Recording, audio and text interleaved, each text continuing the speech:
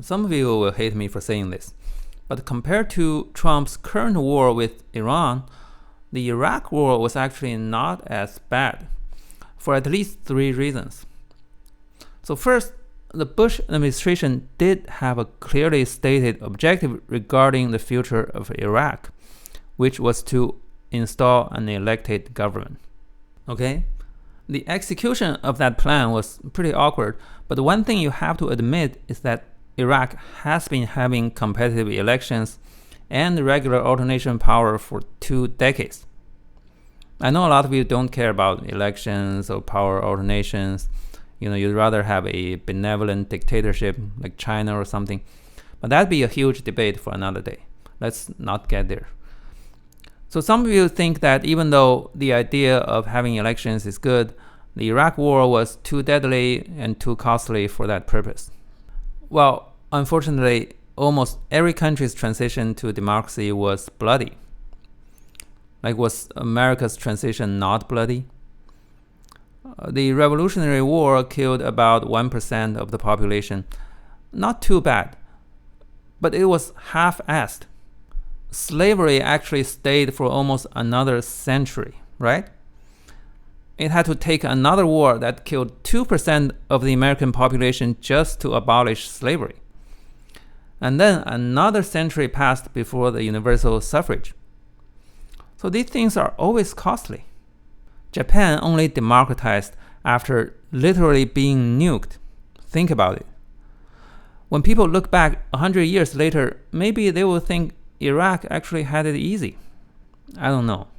The costs and benefits of these historical events are very hard to evaluate. I will not pretend I know which countries did better. I'm simply making an empirical statement.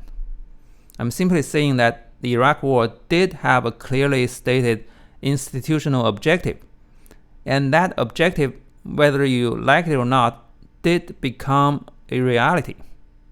Comparatively, Trump's war in Iran, as well as the capture of Maduro from Venezuela, did not have a clearly stated objective.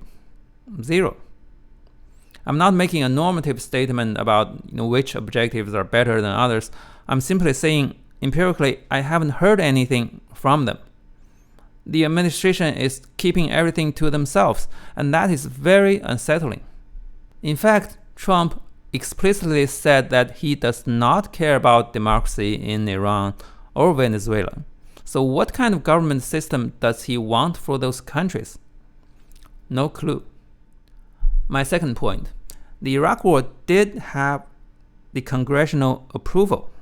Well, I know it didn't go through the UN Security Council, so it was a violation of the international law. I don't dispute that.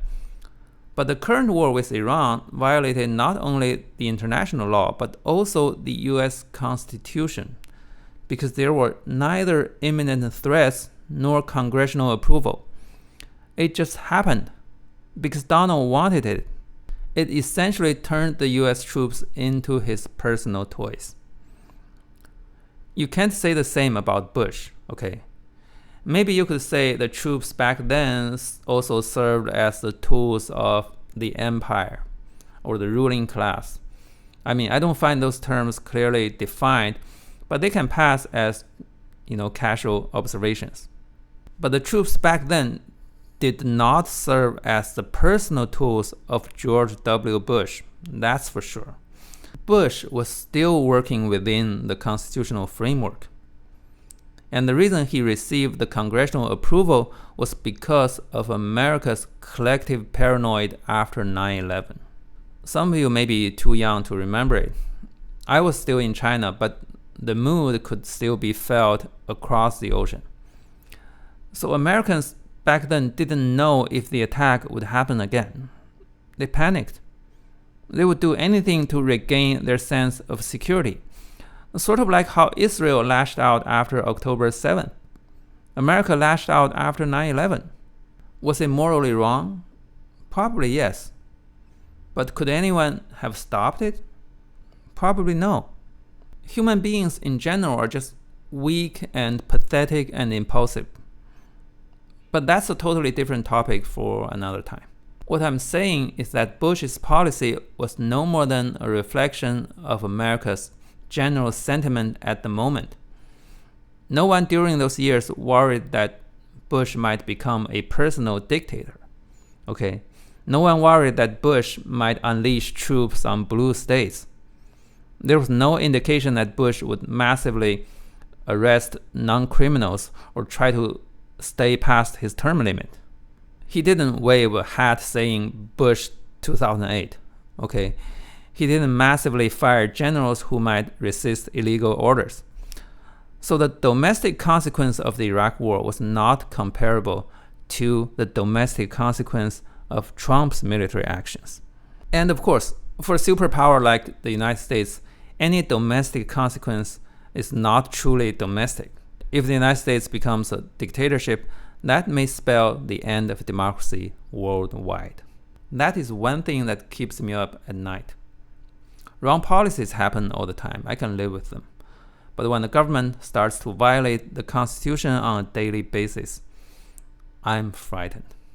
My third point, it's very important who breached the pre-war agreement. Iran does have a brutal government that murders its own people and also sponsors Hezbollah and Hamas. But when it comes to the nuclear deal, it was Trump that unilaterally quit the agreement, right? Iraq, however, was a very different story. The pre-war status quo between Iraq and the United States was based on the UN Security Council Resolution 687, which required Saddam Hussein to regularly receive weapon inspection.